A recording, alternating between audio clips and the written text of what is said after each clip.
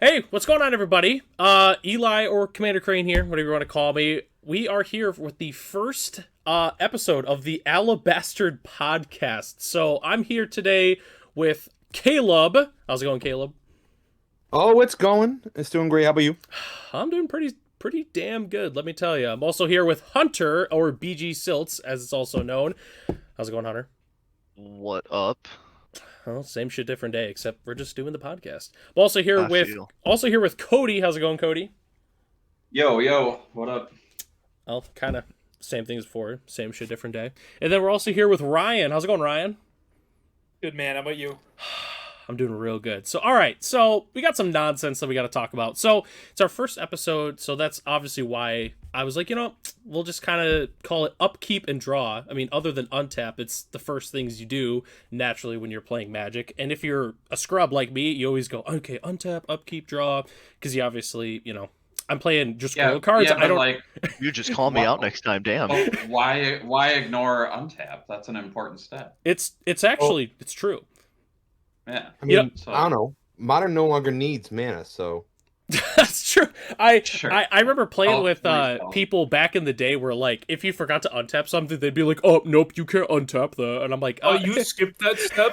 yeah." I Like, don't think Oh, I don't God, think that's all dude. that. You can't really skip that step. I'm not playing It just Mareki happened. Re-Barrett. Like, no, dude.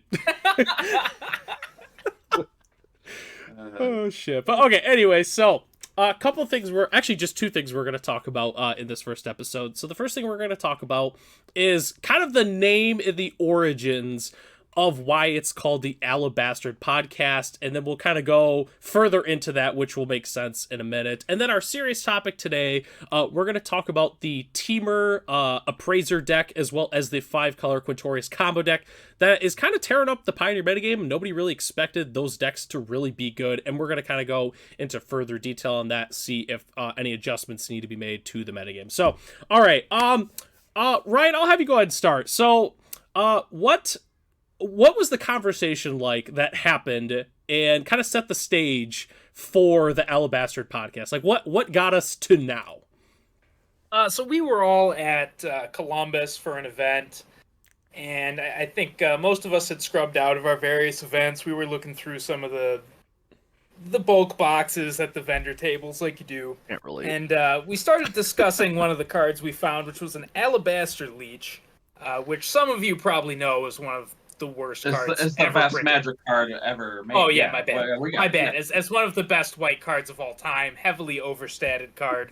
absolutely, yeah. Buy him now. Yeah. Oh yeah, buy him now because we're about to break it. But it's one white for a 1/3 leech creature, and it says white spells you play costs white more to play. And we're talking about how bad this card is, or sorry, how great this card is on the way up. And I think it was Cody who noted that, like, it's not just one more, like one generic more, it's white more to play the spell. So if you were to give your opponent as an excellent Christmas gift an Alabaster Leech, they could not cast spells unless they could produce white mana. Well, they couldn't cast white spells, unless they produce one more white mana. Correct. So that led to the idea of, what if we play Painter and make all of the spells white? And so this led you to see a where- lot you of see where theory we're going crafting.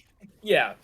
So we decided we would try and craft some kind of Alabaster Leech, Painter's Servant lock deck. Yeah, and if they don't have planes or anything that taps for white in their deck, they just can't cast spells. That's And we just, just started jamming a bunch of other stuff in there too. I think Like, I think it was like we're playing like a Karn package too. I'm pretty sure. Yep. And like, Yep. Yeah, we have Karn to grab Painter / whatever other utility. and then weren't we playing? Grindstone. Weren't we playing Burning Wish too? we are playing Burning Wish to. I've got your list up, Eli, to get such notables as Flame Slash Let's go! and the other copy of Harmless Offering. Oh, that's which is a combo. Yeah. The combo is we have to play our own leech and Harmless Offering it to the opponent and have a Painter Servant in play. Yeah, and as a backup, if they are playing white, we're also playing Ruby Leech. Which is an excellent leech in his own right. Yeah. And as a They're all backup, they're all fine leeches. and as a backup, we're just playing Blood Moons, Grindstones, and Swords. Yeah. Now, why you keep on bashing this deck, but the more that you talk about it, you just haven't sold. I assume that episode 2 of this podcast is just us taking this through a legacy league. Oh yeah. That's what it should be. And then, of course, to round out the rest of the Leech deck, we are playing 4 Petal, 4 Spirit Guide, so we can ramp them out real quick. Turbo it out, yeah. I just wanted to say, if I wanted to dump $10 down the drain, I would just bet on the Pistons. But at least we could get some style points, which unfortunately style points are not the same as qualifier points on Magic Online. I messaged the support team, and unfortunately they really didn't help me with that. So I did check on that ahead of time. So where did we land on? Did this end up just being like a straight Boros deck?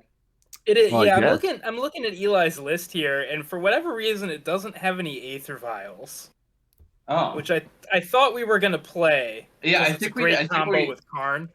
I think we decided against that because there just wasn't enough creatures to make it worth the slots. I think, weren't we Yeah. playing 4 caverns in the deck to make sure we resolve our leeches? Yeah, that didn't happen in your list, but it was a concept list, really, is what it is. Okay, well, we definitely need to get some Cavern of Souls in that deck for sure. So, one of the things I also wanted to point out, it's going off on a little bit of a tangent. So, there are actually 17 leeches in Magic.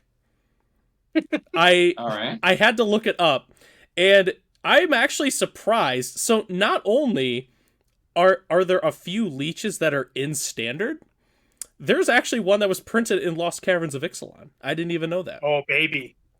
It is Gargantuan Leech, which is the one that costs 1 less for each cave you control in your graveyard. Nice. Yeah, turns out that is a leech. So, didn't even actually know that. And also, I don't know if you've ever heard of squelching leeches, but it's basically I have. Oh yeah. it's basically Heard- just heard better what's the nightmare? Don't say Dungrove Elder. Oh, okay. Yeah. Apparently it was in Journey to Nyx. I didn't even know Oh, that I card remember playing that card. Yeah, star for 2 black.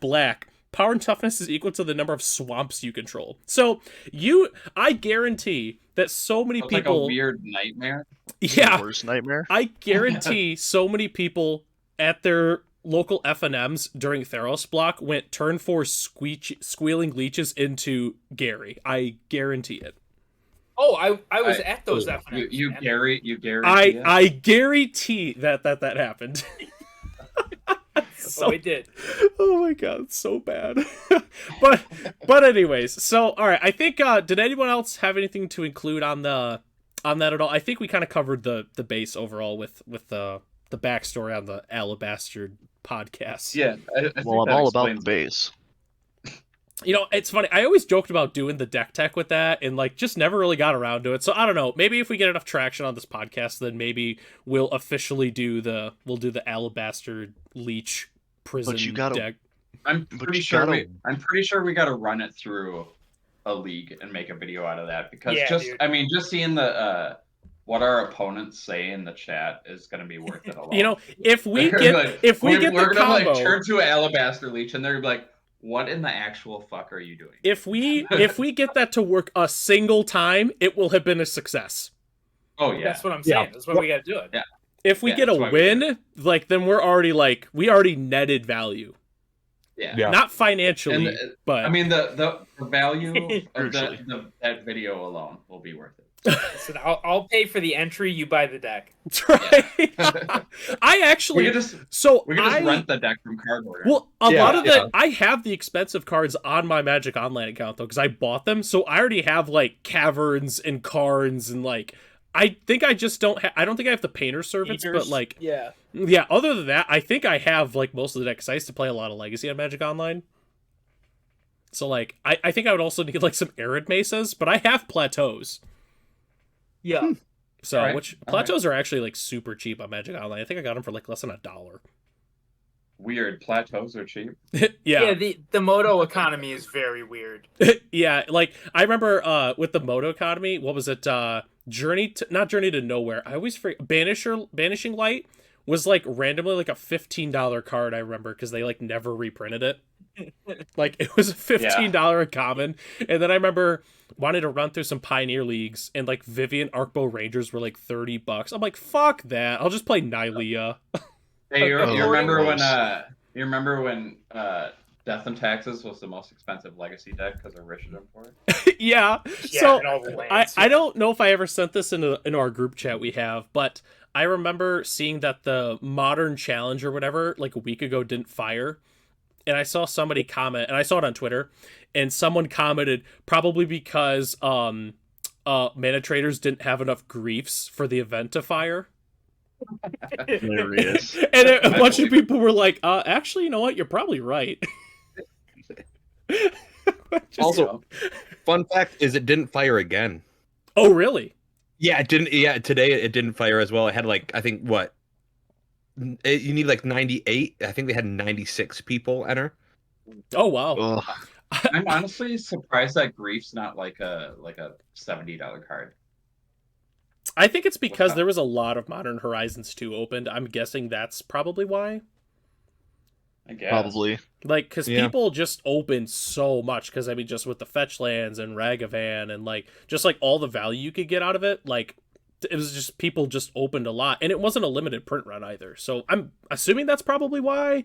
But I also know that, like, Modern, we're, like, nearing the end of the Modern RCQ Season 2, so maybe that's kind of why. Sure. But, Like, if people are specking that it's going to be banned, it would have been banned by now, right? I don't would know. think so. Also, I just like, I don't know. Are we getting into a ban topic now? Can we do that? we can talk about whatever the fuck we want. I mean, this is don't- our floor. I don't know if it is gonna get banned, honestly, because yeah, it's the best deck in the format, and it's like showing up in pretty high numbers. But it's a pretty good deck to have the best deck. It's not like the best deck to have the best deck in the format, but it's a pretty good one. It's a lot better than like Tron or something. Typically, the formats are the most healthy when a Thoughtseize type deck is the best deck. Like when Yeah. Jund was the best deck in Modern for a long time. Like I'm talking the old Jund decks, with, Right, like, right. dwarfs.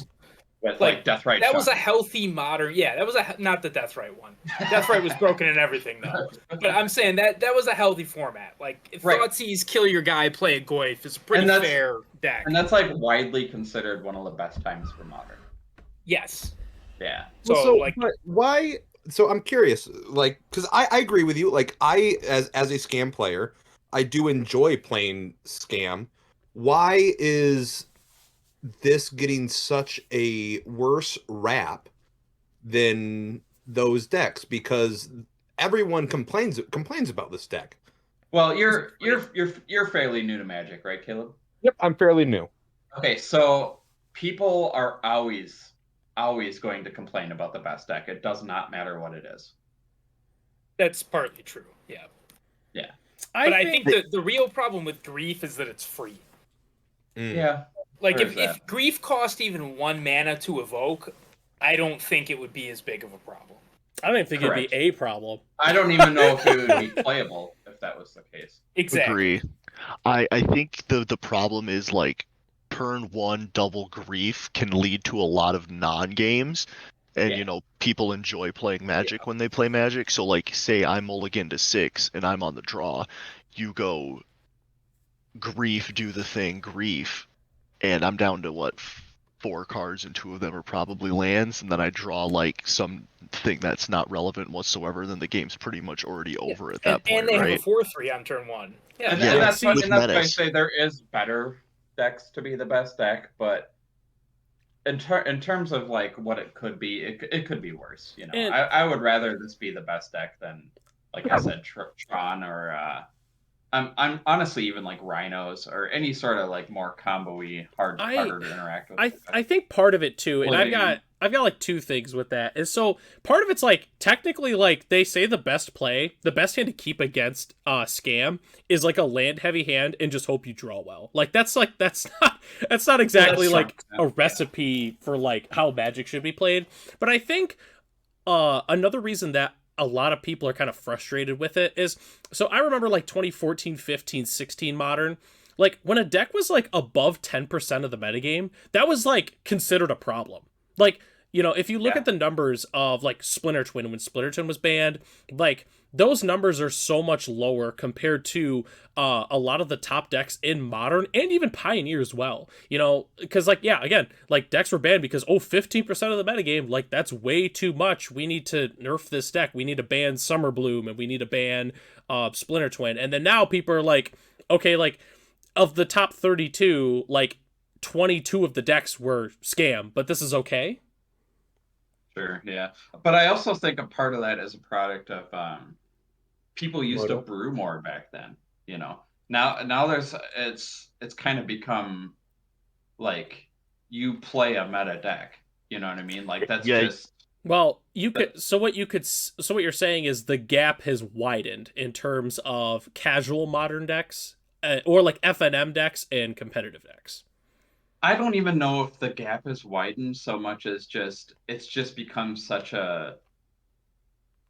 a, I don't know, like you need to play the meta deck or you're gonna lose. Whether or not that's even true, it's just become such a, like that's how we think now.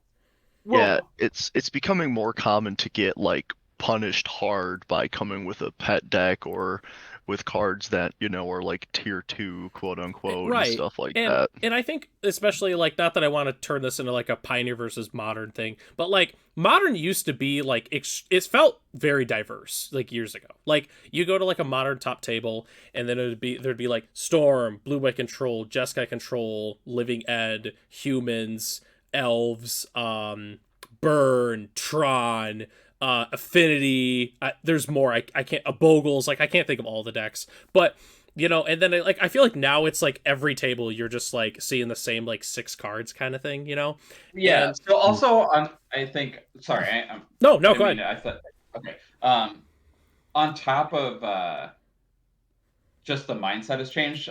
Also, Modern Horizons has changed everything because the cards in Modern Horizons 1 and 2 are just so far above and beyond like all the other cards in Modern that it really homogenizes the format into Modern Horizons format. So according to Goldfish, Rakdos Scam is 21% of the metagame. The next best deck is Cascade Beanstalk at 7, Rhinos at 6, Yawgmoth at 6, and then everything else is under 5%. Yeah. Okay. Well, so is part of this also though the fact that you can go onto Moto, rent a deck for pretty much nothing, I mean, comparatively, and then play it. I mean, Rakdos Game is also a really easy deck to pick up. I mean, it's also probably a sign of the times that we're in. I mean, it's way easier to get this best deck. Yeah, and use that's it. true. Yeah, It's hard- I it's mean, hard- it's- both it's in a lot paper easier and to- on Moto, yeah. It's definitely harder to like fully buy into a deck than it is to just rent one and play it. For sure. Right. And kind of the other thing I wanted to talk about too with like kind of the whole like diversity for Modern is it feels like, as someone who plays like strictly jank brews in Modern, like Pioneer kind of feels like a format where like Pioneer reminds me of like 2013, 14, 15 Modern, where like great example is Hunter and I, when we were at SDG Con Columbus, we each made the top 8, which he was playing Wizard Burn, which is not technically, I mean, like some would say the most optimal mono red version, which I mean, him and I both think that that's like honestly a really great way to play mono red. But then I was also playing Gruul Dinos, which like Modern used to be a format where like you get very rewarded for playing a not as powerful deck, assuming you know all the lines and the correct plays and everything like that. And that's how Pioneer feels, because Pioneer has like a lot of different like viable tournament winning capable decks for sure, but it feels like Modern is strictly like 4 to maybe 5 viable decks. Well, the thing about that is that Modern has sped up so much because of all the free spells. Like, you can't afford to assemble your brew and to like get your A plus B plus C combo together. Like, there's just no time, especially with Grief, where you're going to lose one of those pieces. Right. I saw a thing the other day. So like people were talking about Pugnacious Hammer Skull when it was spoiled, and it was funny. Someone had said like you could make this a vanilla card or close like a French vanilla, and it wouldn't even be playable in Modern. And I kind of thought about that, like a 2 and a green 6/6 with like some random keyword ability. Like, that's not even playable in Modern right now, right? No, Right, yeah. nobody would play that. I mean, that's like, Termagoyf can get pretty big, and that's only 2 mana, and people are arguing whether, I mean, there's still a debate of whether that card's playable at this point or not, I mean, outside of like Saga John, no offense, nobody's Right. really playing that card. No, I know. I mean, it's just, yeah. It's Vanilla just not good creatures, enough. vanilla creatures just aren't good enough anymore. Yeah, that's not what Modern's about. Like all the top decks are like free spell deck, like Scam and Beanstalk, Footfalls, or it's some kind of combo deck like Hammer Time or Living End or Amulet Titan. Right. Like, Right. And with We're creatures, not playing Fair Magic anymore. Cries and hardened scales. Well, it's a combo. I wouldn't say I mean, like- scales is like fair though. I mean, the deck wouldn't exist as, Cody was talking earlier about Modern Horizons 2. Like, the deck wouldn't really exist without Urza Saga and honestly Zabaz. Yeah. So, like, that just kind of shows the power level of that set again. right? And Yeah. like we were talking about this the other day. Is like I remember before MH2, like 5-color humans was like a very good deck. Like even it got to the point where it was the best deck, and people were almost considering like, do we actually need to like ban something?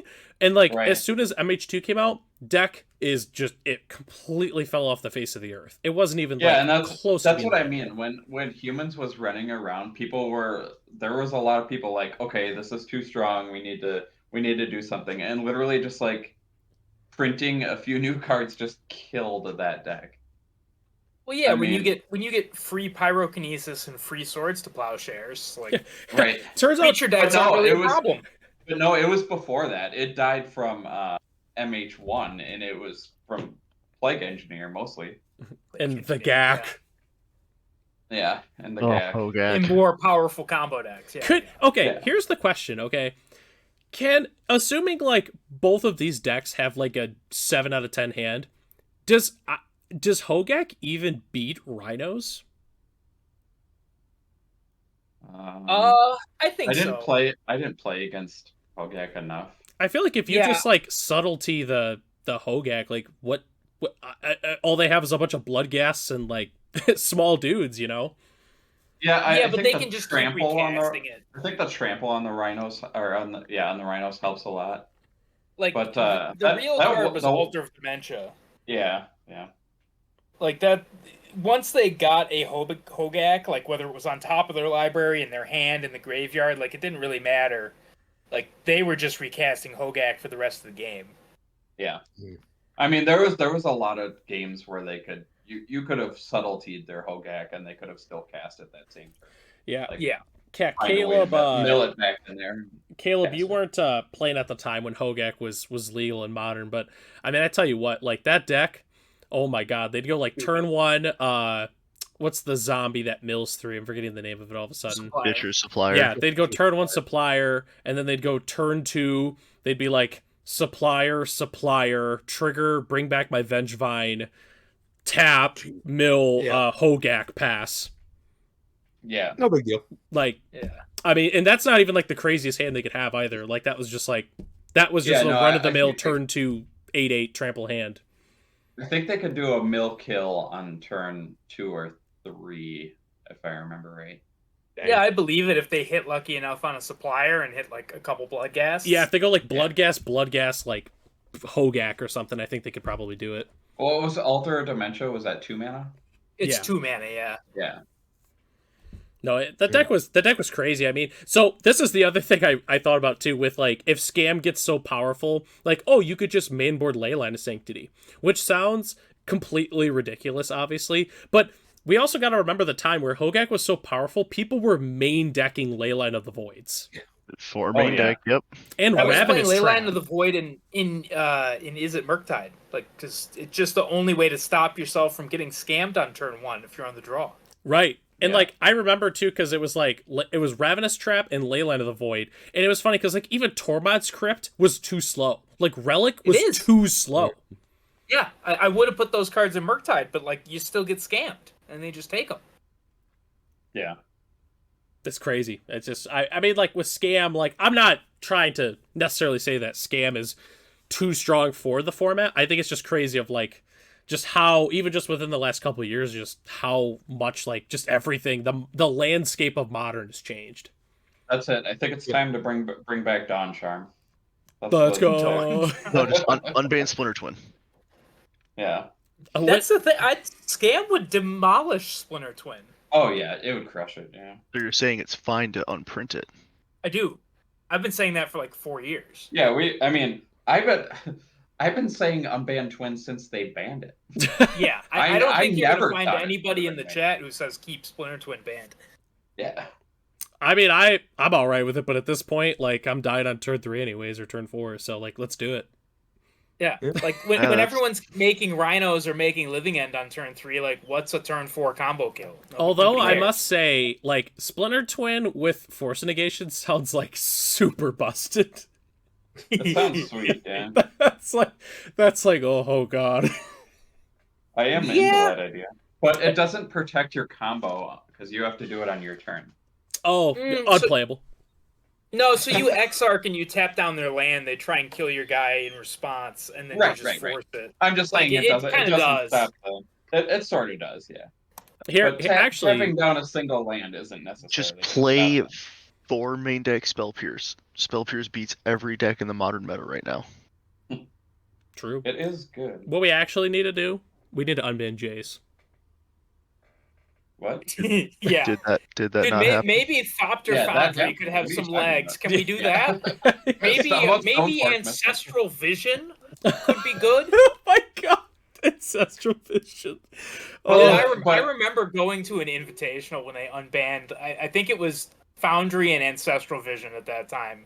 Like they both had just been unbanned, and those decks were horrible. Actually, factually though, they could give us back Jit, and that would be fine. It wouldn't do anything. It wouldn't do anything. Yeah, it'd be fine. yeah. What are you gonna put Jit on? A rhino? Exactly. I mean, I would put Jit on the Rhino. You would. I'd do it for the style points. It would be an okay like backup plan in Hammer Time, but like that's about it. And I don't even know how often you'd get it over Cauldra. Probably never. Almost never. Like I'm Yeah. saying, like if you Stoneforge and you got a Cauldra and they killed it, and then you Stoneforge, you got a Hammer and they got rid of your Sigarda's Aid, like then maybe you have to get a Jit. Well, Yeah. like for me in Modern, like if I'm playing against Hammer Time, they activate their Stoneforge and they play Jit. I'm like, whew, okay, oh, I'm not dead. Deal. Like Yeah. I'm like, okay, there's no Hammer, there's no Yeah. Cauldra, like or Batterskull. Like, all right, Yeah. I'm good for a minute. I don't even know if they play Batterskull. That tells you how out of touch I now- am. And now we have like Cast into the Fire or Terra Sunder. It'd be fine. Like how Yeah, would that? no, it wouldn't do anything. It wouldn't do shit. Yeah, that card would be fine. We Yeah. could probably bring back Pod too. I think Pod would be fine. Yeah. I'm What would still- you rather play 4 mana for, Pod or the One Ring? Oh, you The pay One Ring. 3 mana for Pod. Come on now. I'm still a little skeptical about Pod. Actually, Pod actually, No, if you what? think about Come it, would almost help out in a way because you could like toolbox to have like a One Ring answer or something, or like Yeah. Yeah. play a something to like I don't like No, nausea I'll set nausea. my the- one. You I'll set you my guys 1/1 are token. I'll set No. my 1/1 token to go get a Haywire Mite. no. You guys are like rose-colored glasses. Like when you played Pod in Modern before it got banned, you just won the game. Like Well, yeah, because you'd Yeah. grab. You just Kiki. yeah. Like you would have all these chains that would just be lethal. You'd go like Pod what was it like? never a You'd go like toolbox card. Scrib Sprite into like something into something. Yeah, you could do that. They were playing Corridor Monitor, Deceiver Exarch. I think the 4 was Resto, and maybe they Okay, had something but- else. But when they banned it, that deck had actually switched to a fair strategy with the printing a Siege Rhino. It became a Siege Rhino deck. I mean, you can play a fair pod deck, but like, Yeah. I'm concerned that you would still just be dying on like turn 3 or 4 to pod chains. That's already what's happening with most of the decks. You're already dying on turn 3 or 4 to something. So yeah, so at that point, why don't we just make it more diverse what you died to on turn 3 or 4? I guess. I mean, it might be okay, honestly. Like, And like it can be shattered in response to you grabbing something. It can be needled. It can be, yeah, same like what we said before: tear asunder, cast mill fire, that type of shit. yeah. I'm skeptical about the pod. I think pod is a lot more dangerous than twin. It's probably a better deck, but I just immediately I still think it'd be fine. I immediately think of the Grinch, where it's like, it's because I'm green, isn't it? It's colorless. That's the problem. I If it was green, I wouldn't give a shit. It is green. Its identity's green. Nobody's ever paid green for a birthing pod. Birthing pod is green the same way that dismember's black. Yeah, nobody does that. Yeah. We don't do that here. Yeah. Or gut shot is red. Gut shot? No, that's colorless, bro. Exactly. But Noxious Revival is green. See, when I played in like keep going. 2015, 16, like I was a newer player, so I never really understood how powerful probe was. Like, people would probe me and I'd be like, oh yeah, sure, whatever. But then now I'm like, oh my god, that card's so good. It's so good. It's so fucking good. Probe too strong. Yeah, You have exactly, and there would be so many turns where you have exactly enough mana to go off, and you're like, all right, let's see if the way is clear. yeah, it got to the point where probe was just a 4 of in every modern deck. Like, it was in Storm, it was in... they never played it in Burn, but it was in Delver, it was in Shadow. Yeah, it was in everything. I almost think that... Wasn't it legal alongside of Treasure Cruise? For like At a some hot point, second, yeah, it was. Gross. Before they banned Cruise, yeah. So, Caleb, I don't know if you've ever seen this, actually, because this happened a little before you started playing, but there was like this super sick play where like Brad Nelson killed somebody on turn 2 with Death Shadow, because he went fetch, shock, probe, and like Shadow, and then went turn 2, fetch, shock, probe, like attack, Teamer Battle Rage or something. Yeah. That sounds pretty fantastic. I'm not gonna lie. Yeah, like it happened like one time, but I just remember seeing that. I was just like, oh my god. Yeah, Gitaxian Probe was messed up. Like, of all the cards we've talked about on the ban list, like, Gitaxian Probe can't come off. Oh, no. God, no. Why? Redraw. Rhinos would be so good. There are people out there that are like, I really want Probe back. It'd be fine. Give us Probe back. Like, are you out of your... Did you not play during that time? I really want Probe back. Yeah. We can't, though. Dude, we already got Preordain back. It lets you see more cards anyways. Like, we could unban it. I know. Right. Just give me Probe and Seething Song. Let's just print Preordain for Phyrexian mana. How about that? Yeah. Oh, man. You know how much I'll pay 2 blue Extreme, Phyrexian for that. baby. See, this would be me. I'll pay, Me too. and I'll preordain the Phyrexian Preordain, and then I'm just like, oh, yeah, this is great. Fetch, shock, Arbor Elf, pass. Yeah. Yeah. There you go. This is just Once Upon a Time for you. Yeah. Oh, once upon a time. Oh, man. How did they Another card that we cannot have back. How did they think that No. card was okay? Dude, it's free spells. They always think that free spells are fine. Yeah, And they keep never trying. They keep trying, and and actually, I don't know. I think this is a perfect segue. Speaking of free fucking spells, Yeah. let's talk about the Teamer Geological Brazier deck and the Quintorius Con deck. So, man, all right. Annoying. So I guess who wants to kind of talk about each of the decks for those who maybe don't really know that much about the deck? I'm not the most familiar, so Fuck it, I played against it enough. All right, actually, yeah, you've probably played against it more than anybody here. So yeah, go ahead and give us the rundown on it. So, first and foremost, I guess, is the deck that's putting up the best results, and that is the Quintorius combo with the new Walker. Basically, they just play some type of Jeskai or blue-red tempo control style shell, and then shove a bunch of Yu-Gi-Oh cards in it. They play Quintorius and take it down, and then they just kind of discover into 4-mana spells like Spark Double and Clever Impersonator, and just use that to drain you out on the spot and win the game.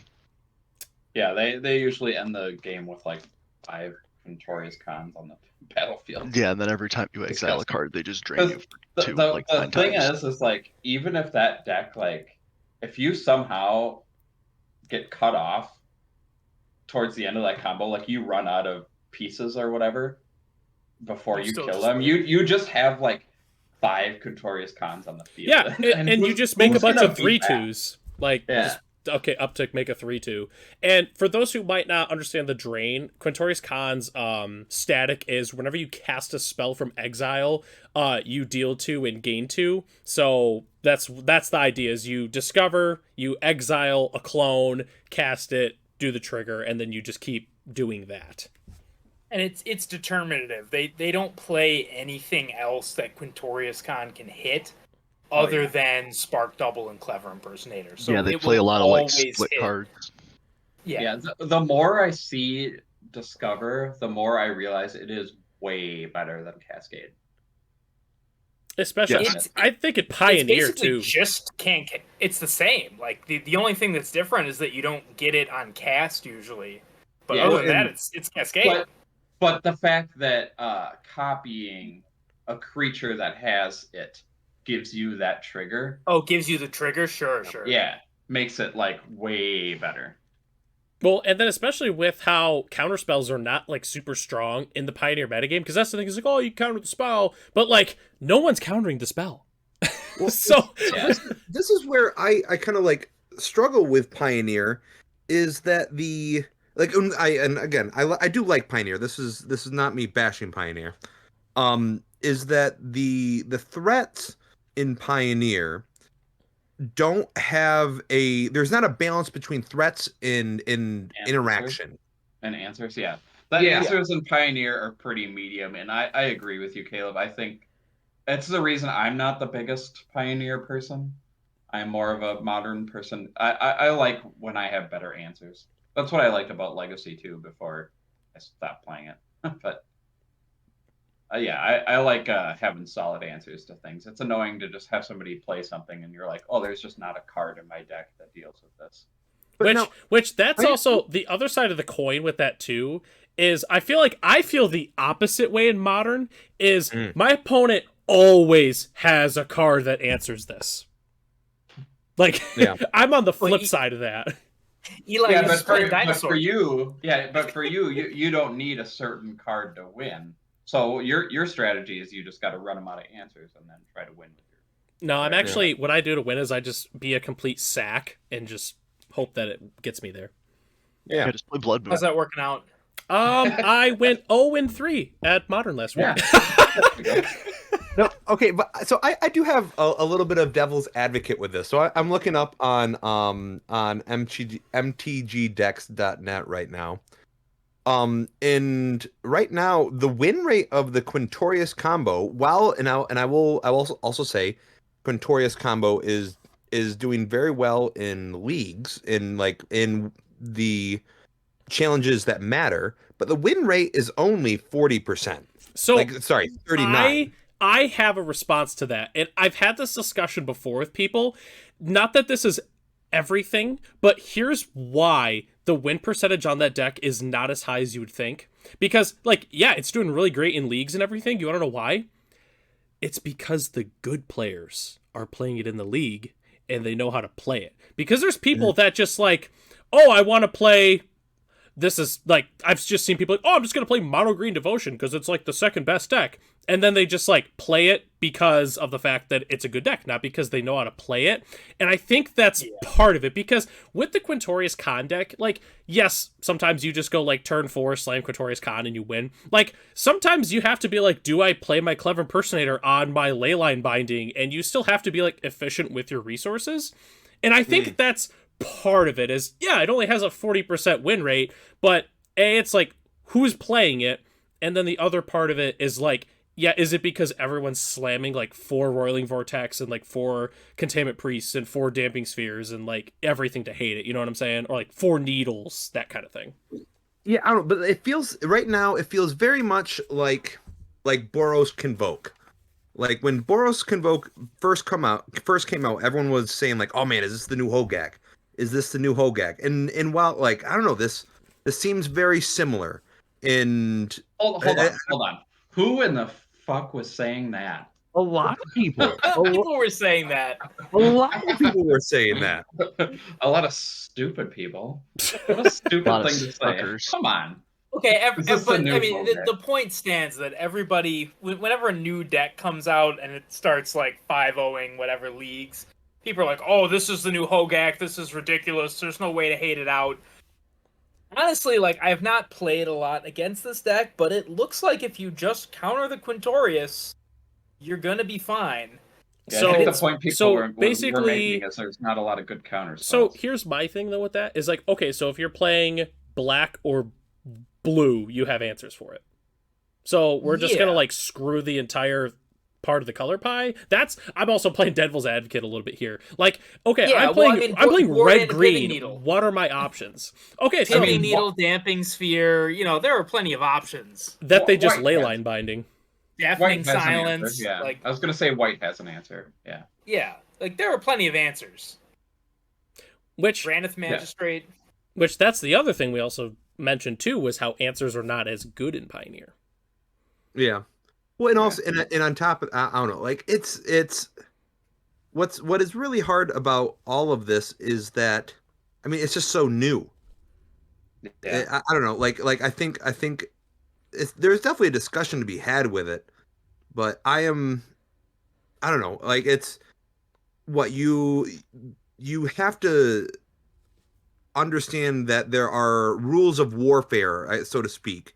Like you have to understand what the rules of combat are, and right now it's that Quintorius is the Quintorius combo is a thing.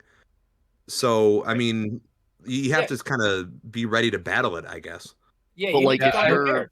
say I like think you're that, playing sorry, say that you're playing like mono white humans, like what answers do you have other than like hoping and praying you have a Thalia on turn 2? It's Well, just board and humans four Granith could- Magistrates. Humans could start playing that new 2-mana. I can't remember the name, but it's like the destroy like creature, planeswalker, or enchantment, and they get 2 maps. Yeah, Oh, you get can do that lost. too, but like, Yeah. Yeah. They could I mean, start playing that. so in general terms, like Pioneer does not have versatile, efficient answers. Like, Modern has Path to Exile and Counterspell. Pioneer doesn't really have that, but Pioneer does have very powerful sideboard cards. So I think that this deck can be adequately addressed by powerful sideboard cards. Like, if this is a problem in your metagame, start packing 4 Pithing Needles. Start packing 4 Damping Spheres. Like, Yeah, no, I Wait it think out. that the deck is kind of fragile, and honestly, my prediction is the meta will adjust. Yeah. And This- it will this is- just become a fine deck in the format with yeah, answers. I don't think this is something where you need to change how Discover works, or you need to ban Quintorius Canned. Like, I don't think that this deck is that big of a problem. I agree. I think I guess we honestly, shall see like, here for eventually, me, like right? sitting here thinking about it, it almost feels like the only good matchups against Quintorius combo and the Appraiser deck is essentially humans and like blue white control. Spirits. How does that deck ever beat spirits? Yeah, I feel Yeah, like not Spirits happening. is probably pretty good. Oh Like, yeah, I'm Spirits looking at would be a good matchup. I'm looking at the best matchups by win rate. So, it actually this does fantastic against Lotus Field, Sacrifice, Green Devotion, but Banned Spirits it's like 50%. But that's like not a lot of counter spells. But it seems I don't know, it doesn't seem to do well with the interactive decks. Exactly. Yeah, Right. it will win automatically if your opponents can't stop a Quintorius Con. Like, they tap out, you use your Greater Tanuki, you get your 4th land, untap, slam Quintorius Con, like, they die. Like, that's good. but it's just Yeah. like any other combo deck. Yeah. Yeah, I mean, if you're making it to like turn 5 in a deck that doesn't really have good early plays, then maybe you kind of Yeah. earned it. You know what I mean? That's what I'm saying. Their early game interaction, just by the nature of what it is, like they can't play actual 1, 2, and 3 drops. Their interaction sucks. Yeah. It's certainly an argument for sure. I think with like I kind of agree with the hive mind here. I think like it'll just be a good deck in the metagame, but I think it's going to be very like you're going to have to devote a decent amount of sideboard cards. Like this is not a deck that it seems like it's like, yeah, I'll just pack like 2 rending volleys and call it a day. Like no, this is like you actually need to have like a like maybe that involves like going up to like 4 damping spheres so that way you can like double dip against like mono green, for instance. That kind of thing. Right. Yeah, I think so. That's fair. Like this is the kind of deck where it might warp sideboards a little bit, but to me that's not a problem because like a lot of those sideboard cards that we've been talking about are good in other matchups. It's not like you're only playing those cards for this particular deck. Right. And like I almost just like thinking about this now, it's almost interesting too because like if you're going to a competitive event, like for instance me who plays a bunch of jank Gruul decks, like if everyone's packing their sideboard full of damping spheres and pithing needles and I'm just playing like a 6/6 for 3 and they just can't answer it, then it's like good for me, I guess. Yeah, Right. they have less room to play like actual interactive cards in their sideboard, like kill spells. Which, if I was going to go to a competitive event like tomorrow, I'm probably just playing 4 damping spheres in my sideboard just because it double dips, actually triple dips. It's good I against would Phoenix too. Yeah. I would play Wizard Burn with 4 Roiling Vortex in the side. Rolling Vortex is extremely strong. Fuck Yeah. I'd probably just play the black-white humans deck and then have dire tactics for I guess the And creature Containment Priest. side of it, and containment priest. Yeah. Yeah, if you're white and black, you definitely get like the best sideboard options in those colors to like combat the deck in games 2 and 3. Which, that's the other thing too, is like, like that deck, if you're playing like best of 1 on Arena, that just seems like, like, you're going to win like 75-80% of those games probably. That is degenerate. Yeah, best of 1 is a problem, but that's true of like they don't design cards and by virtue of that decks with best of 1 in mind. Like there's always going to be decks that are way too good for best of 1. Well, like best of 1 isn't real magic either, is, so yeah, it's stupid. Just play best of 3. Play with sideboards. But best of 1, it's you get to play more Magic. Best of You 1 don't. You don't. no. Best of 1 is just aggro mirrors all down the. you know that just reminds me of the Invincible meme with Omni-Man. Like, oh, so I play best of 1, so when do I start winning more games? That's the neat thing. You don't. You don't. I remember playing like best of 1 like historic like years ago, like when there was like this was like kind of almost before historic anthology, or there was only like 1 or 2. And I remember playing dinosaurs on the ladder, and it was like, I mean, I was winning a decent amount of my games, but I was like, man, this is kind of degenerate. And then I went to best of 3 and I was winning like way more just because I'm like, oh yeah, you're playing a stupid combo, I'll just board these in. Yeah, you can also kind of like take advantage of best of 1 at least a little bit, or at least back in the day. I think there's like more diversity in best of 1 than there used to be, but when Arena first kind of got released into open beta, or at least when they did the ladder or started the ladder up, I got to mythic like 9 or 8 or something like that, like really really high, just playing historic best of 1 and playing a control deck with life gain in it and a bunch of sweepers, because it was literally all aggro. That was the only thing that was there. So I was like, if you just like pack sweepers and life gain, you're just farming wins. Right. Games. Which Yeah. actually, speaking of control life gain, I saw a very interesting thing on Twitter today where people were kind of talking about the Pioneer metagame. And one of the things that someone had brought up is that Blue-White Lotus field is actually like the best deck in the metagame. It's just the fact that the deck is so hard to play. Which I can't obviously speak for that personally, but the deck does seem really strong. The control I- version. Yeah, the Strict Proctor Lotus Field. I will humbly say that out of the probably 4 or 5 times I've played against the Prospector Lotus Field blue-white control deck, that I have yet to beat it. It's a good deck. If with a strong pilot, it is a very good deck. Which people Oh, were no. saying on there that it is actually like the best deck. It's just the fact that you just can't pick it up and play it. Oh Yeah. God, no.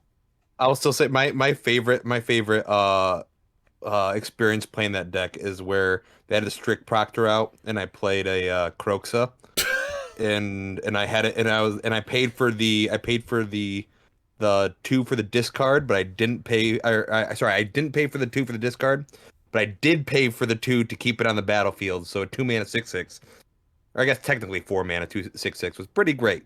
Got him. Nice. That's pretty decent. That was like Yeah. one time I was at a modern RCQ and my opponent like upkeep like dress down. So I just went Fury Pitch Bolt, pass. Yeah. I love that. I'm like, all right, fine, we'll play this game. I don't Yeah. Here's 2 Furies. Deal with them. care. Oh, Magic is good. I love Magic. Yep. Except when it's the worst fucking game ever and I hate this fucking game. Well, Magic's a skill game. Always. Yeah, Magic's a skill game. Anyways, I'm gonna cast a Violent Outburst, hitting Living End. Yeah. Yeah. Bring all these creatures back. Yeah, Bring all these. that- Bring all these- I skillfully cycled all these creatures previously, so Dude, cycling's hard, man. Like it's just tough. Like swamp cycling. Like what swamp do I grab? yeah. Like, Yeah. do I Fucking cycle Jerry. this card at the end of their turn, or do I just pass to my turn? So many decisions. Oh, Fucking Jerry. Living End is like it's so funny. Like Living End, I remember back in the day, it was played some, but not a lot because again, like you were cycling Monstrous Carabid and Deadshot Minotaur, and then even after like Hour of Devastation, like you were cycling Desert Ceradon and like Horror of the Broken Lands. Yeah. Yeah, it was bad. Well, and you didn't have grief subtlety, you know. Yeah, no, like people would actually like counter your Living End, and there was really nothing you could do about it. Right. Yeah, that was it. Dude, I was playing so many like Delvery type decks with Remand. Living ended and you just remanded it. Oh It my was so God. good. Remanding Living End is so fucking funny. Yeah. Got him. Yeah, that They're like, sounds pretty hot. you go ahead and cast that one later, buddy. That's all you. Yeah, you can have suspend that. that. Yeah. God, oh, that's I actually never even thought. Was that Suspend 2? Suspend, I think it's 3 turns for 4 mana or something like that. I know it's Yeah, I know it's it's just a 2 lot of black mana. black, but Yeah, I think it's 3 Living turns. End was 5. I thought it was a copy of Living Death. I could be wrong though. It is suspend 3 for 2 black. Okay. Nice. What a great card. It's a pretty great card. I remember I remember this because of like weird black card, but I remember my very first comp round I played against Ad Nauseam. And I understood how the deck worked, but I mulliganed to 5 like both games and just like got absolutely dumpstered. Dumpster. I hated Got that deck back in the day. Well, for me, when I was I just was, like, I just need to play my Blood Moon and I can win. I remember playing against that deck kind of a lot when I was like somewhat newer, and I just like did not know how to beat it. There was What did this I beat? kid when I played in Muskegon area, which for those who are not from Michigan, that is like West Michigan. There was this kid who, at the time, he was like a freshman in high school or something, and this kid only played Ad Nauseam. It's the only deck he played. This was like pre-Spirit Guide banning as well. And it was the only deck this kid ever played. And the metagame at the time was like extremely fair. Like there was like not really any control decks going around. And so this kid would play this deck every single week. And not only would he beat you most of the time, because for, those of us who played against the deck, it was like pretty consistent for the most part. But not only would he beat you, but he was like the like most sore loser or the sore winner ever. Like he like rubbed it in your face. Like he was better than you. He outplayed you. He's the best player. And then when Boy, you that's- beat him, which Boy, that sounds familiar. oh yeah, and then Yeah, it does. when Dude, he would goddamn. when this guy would lose, like he would like cry and was just like the saltiest. Like because I remember the first time I played against him, I was playing Scred Dragons and beat him. And he like was crying and like salting off, and I was just like, dude, like, I mean, like, yeah, you shouldn't have lost to Scred, like, get good, but like, Jesus Christ. And then like after that, I started playing this like mono green devotion deck, but it splashed blue for like Mystical Dispute and Disdainful Strokes, and like he could never beat me because he would like go to pop off, and I'm just like Disdainful Stroke, and then he would lose. Dude, I would have laid into him every time, no mercy. Well, Just been like, "God, I didn't fucking because suck he this was a kid, but it's like he Man, was fuck just them it kids, was bro. and it was the most irritating thing because he would like belittle you when he beat you, even though it's like, yeah, it's real hard paying 5 mana and playing ad nauseum and then just flipping your deck over. And it was so irritating playing against him. Even if you won, you were still like, oh god, this was annoying. And then it was funny because he switched to like this really bad burn deck, and like then he was just going like 1-3, 1-4 like every day or every weekend. So it was just like, oh yeah, I wonder if it was really skill. Got him. Which, speaking of that, this again is off topic, but it's funny. So I remember when Anger of the Gods was like a $10 card in Modern, and I remember that. one of the guys that played there was like on a budget, and he's like, I really need an answer for like small creatures because there was like a lot of like elves in our metagame, and I was like, I know the perfect card for you to play, Volcanic Fallout. Yo. And he's like, what does that do? I'm like, it's red 1 instant, can't be countered, 2 to each creature and each player. I'm like, it's great because it kills all the stupid elves. It's like a 25-cent card. Your Swift Isn't that one an instant? yeah, it's from Conflux. It's an instant. Yeah. And I was Yeah, like, I love it. and I was like, it deals 2 damage to them, so you get a little bit of pressure on them because you're playing burn, and on top of that, your Swift Spear survive it. So And it can't be countered. yeah, so I'm like, you should just play that. So we went to the binder, he bought a couple, and then after F&M, he's like, Eli, I went 3-1, dude. I boarded that card every time. I'm like, that's awesome. And it was just funny because he's like, I don't even need Angers anymore. I'll just play this. Which, Anger was still the best card to play at that time. But when you're playing Burn, if you're wrecking your opponent's board and dealing 2 damage to them, like, that's just a great feeling. Good. I love that Swift Spear always survives it. Oh, it's great. Yeah. Like, yeah, your Goblin Guides do, but, like, it's either that or you die, so, like... Right. So, no, that was such a fun metagame to play at the time. That was fun. But anyways, we kind of got off on I don't even remember how we started talking about that tangent. I think it was on the tangent of like it's hard to just play a 5-mana Planeswalker and win the game or something like that. I think that was the tangent. You know how it was super easy. Oh, you're right. Yeah, no, yeah. But Of course. But no, like I think overall, I think the Pioneer metagame, I think it's gonna shift long term. And quite frankly, I'm kind of okay with another like good deck in the metagame. Like for a while, it's been Rakdos midrange, mono green, and then like a flavor of the month, like Boros Convoke or Sacrifice or Lotus Combo or Humans, or if we just get like another deck that's just also good, I'm kind of okay with it. And on top of that, they kind of banned all the combo cards out of Pioneer a while ago. I'm kind of okay with there being a decent combo deck in the format. Yeah, I'm Well, fine with that.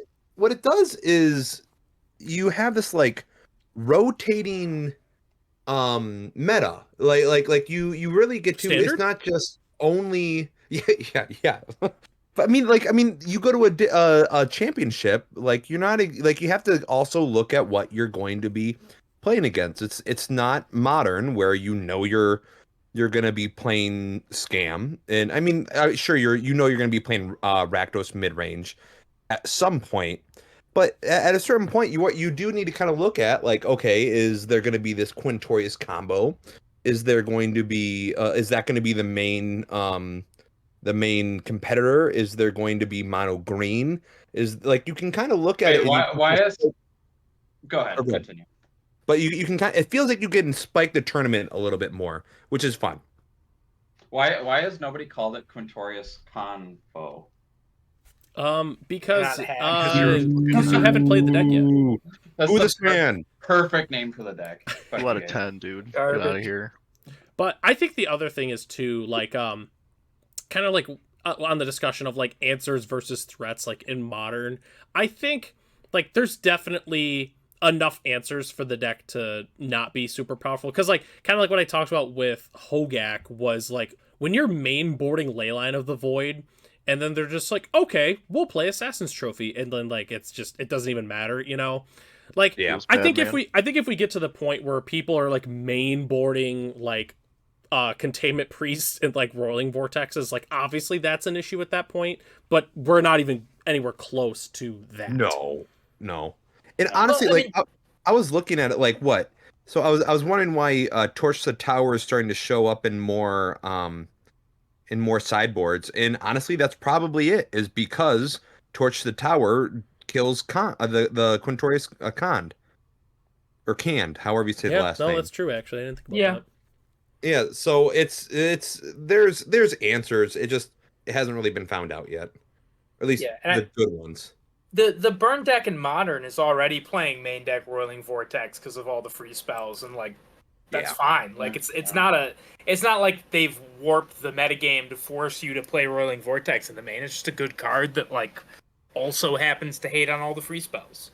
Who needs Boros Charm 2 for 4 when you can just do 2 for 5, and then 1, and Right? then 1, and then 1? And then 5. And Easy. then 5. Yeah.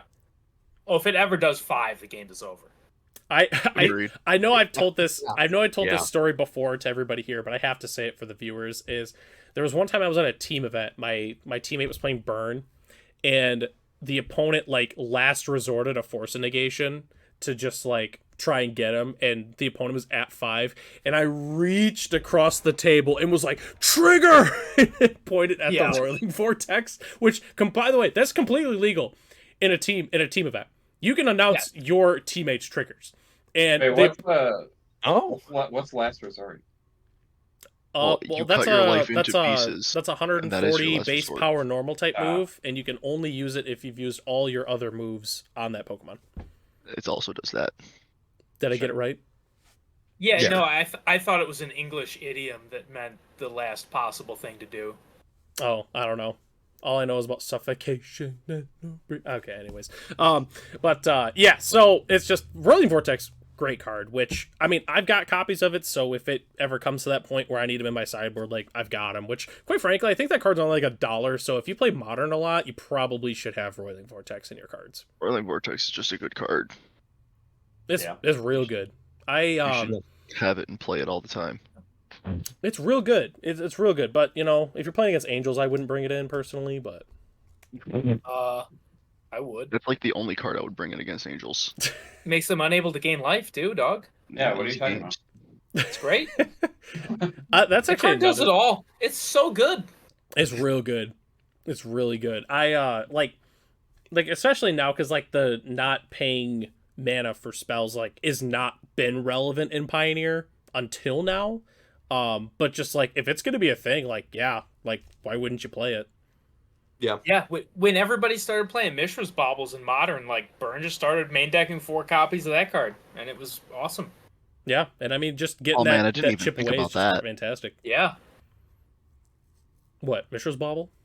Yeah, Bauble, take 5. Yeah, nice deck.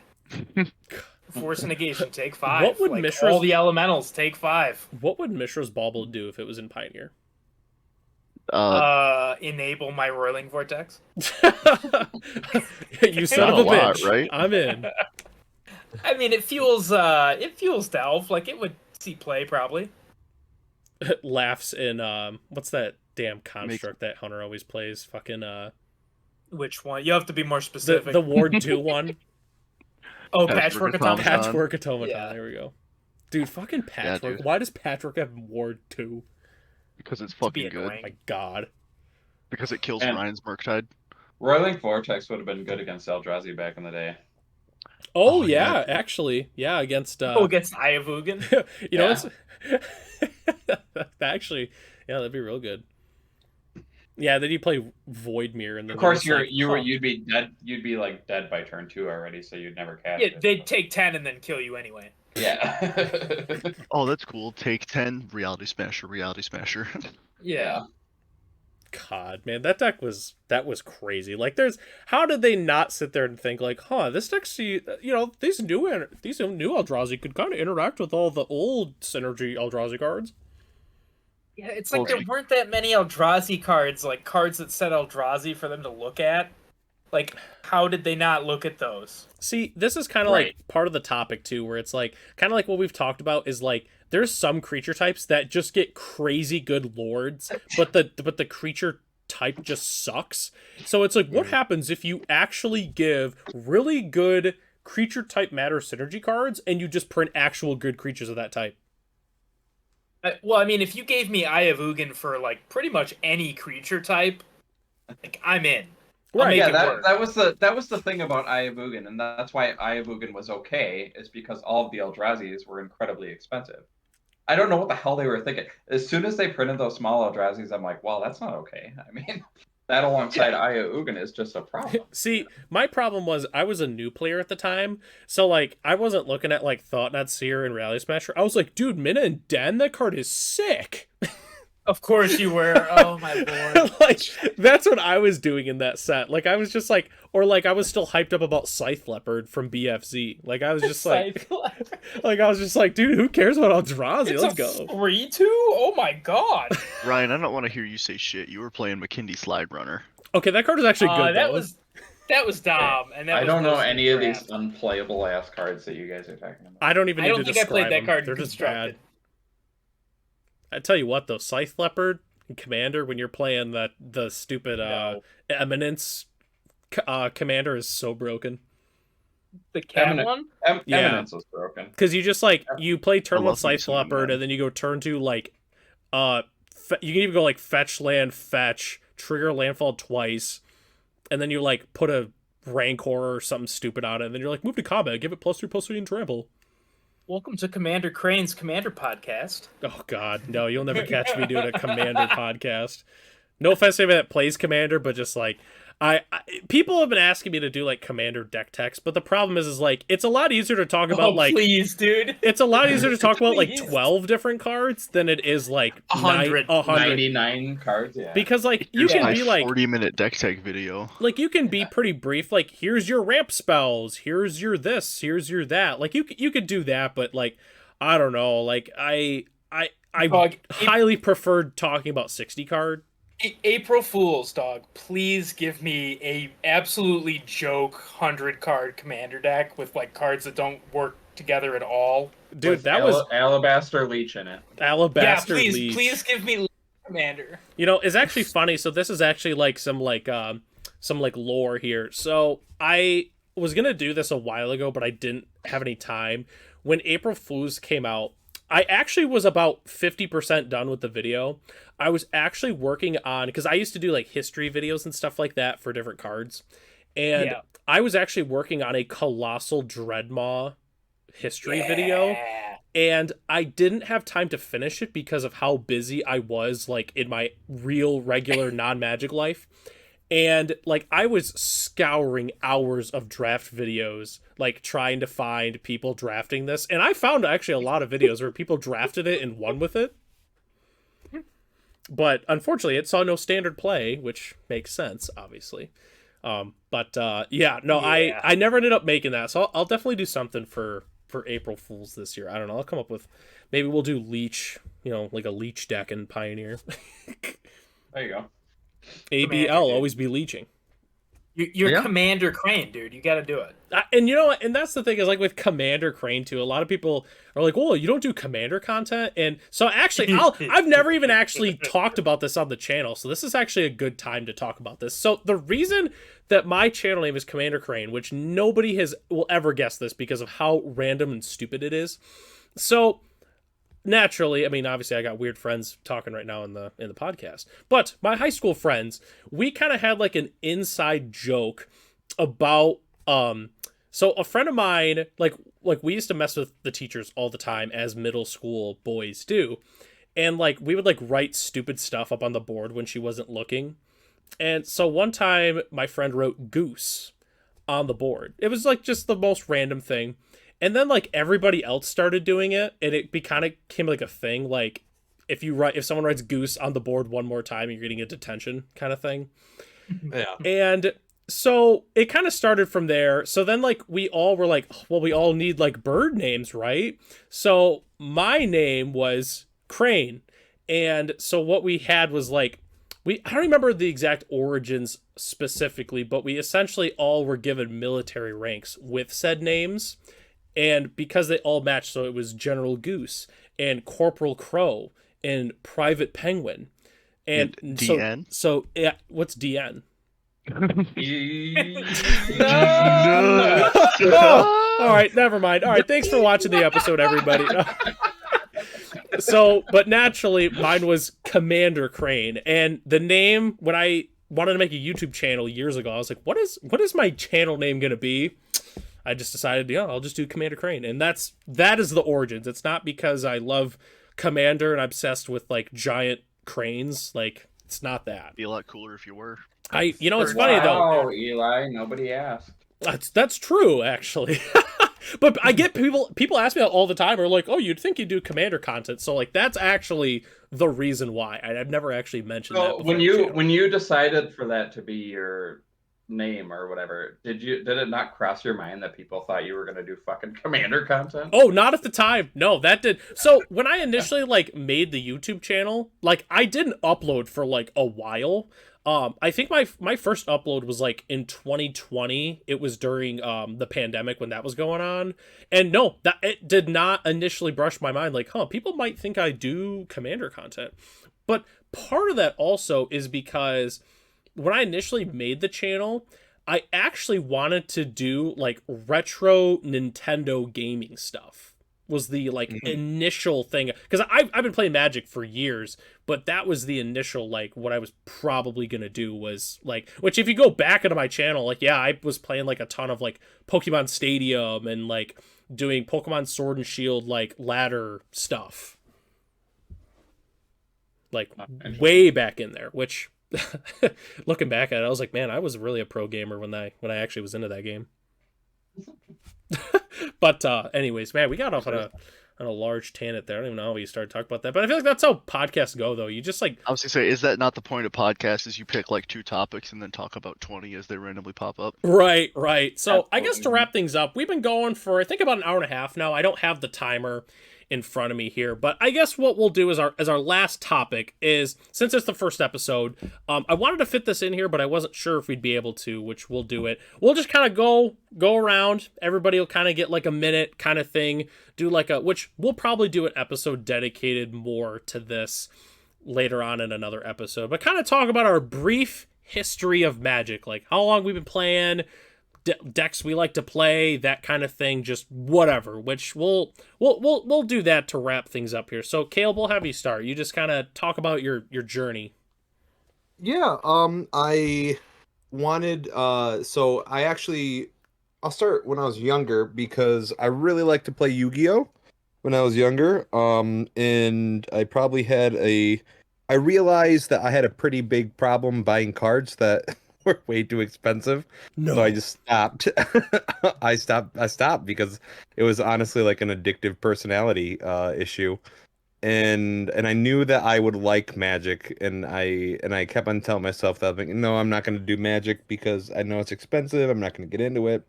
It's not worth it. I know I'm going to like it, but I'm just going to be too broke. And then I got a job. You should have stuck with that instinct. yeah. I should have. But no, it's and then once I got a job, I was like, oh, maybe I could do it. And then I decided to get into it. And then my wife was working with Eli's now wife. And we were introduced, and then you Eli kind of got me into the world of Magic and competitive Magic, and I like playing Rakdos decks for the most part, but I'm starting to branch out into other colors.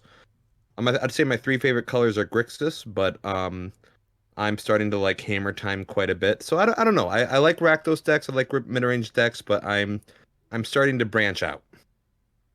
Nice. All right, fair enough. Which actually, funny enough, it's really funny. Like occasionally, Caleb, like you'll play a card, like when we would play Commander or we'll play here, and I'm like, man, I used to have like a random Necrotal from a duel deck, and you're like, oh yeah, it was part of the cards that you gave me. I'm like, oh, that makes sense. Yeah. Like I thought I used to have a cat token. Like, oh yeah, it was in those cards. Yeah. What when I pulled out like a bird token, you're like, oh yeah, oh man, I like that's from the original bird. Like that's the very first bird token from, and I'm like, yeah, you're the one who gave it to me. So okay, fair enough. I guess Hunter, we'll have you go next. I suppose I started Magic probably like 2013, 2014. A friend of a friend was just kind of hanging out one day and playing with cards, and I asked him about it because I knew about Magic, and he was like, "Can I sit and teach you?" And he got all excited, and I was like, "Sure." And then I started playing Magic with another guy I knew. He took me to the local F&M, started playing there, met guys like Brian and a few other people, and just kind of kept on going from there. Learned a lot from playing with the people who were better than me at the local game store, and then started traveling with them and piggybacking along to bigger tournaments to get more experience, and then just kept at it, in all honesty. Just never really like sat it down after all these years. Ever since the arena beta came out, I've been playing on that, and I play it at least a few times a week and just keep up with it, and then going and playing with you guys. And I suppose the favorite two colors, red and blue, end of the day. Can't get away from it no matter what I do. I always end up playing a deck like that. I like a lot of different play styles and stuff. Like I played Spirits for a while, play Hardened Scales in Modern, but if I were to go to a competitive Pioneer tournament today, I'd probably take Arclight Phoenix, to be honest. With Storming Entity?